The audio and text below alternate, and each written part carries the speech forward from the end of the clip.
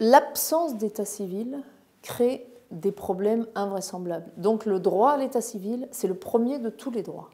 C'est le droit qui permet d'accéder à tous les autres droits, que ce soit le droit à l'éducation, le droit à la santé, le droit de propriété, le droit de voter, etc., etc. Et donc les enfants qui en sont privés de tous les droits fondamentaux.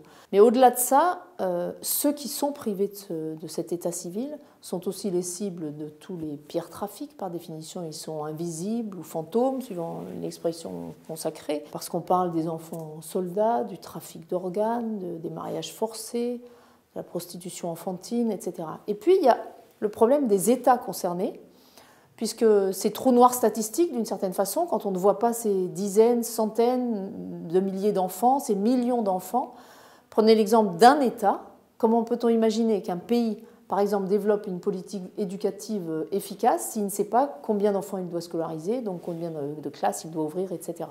Donc il y a vraiment la question de l'enfant, au départ, des risques pour lui, majeurs, des droits auxquels il n'a pas accès, et puis la question des États.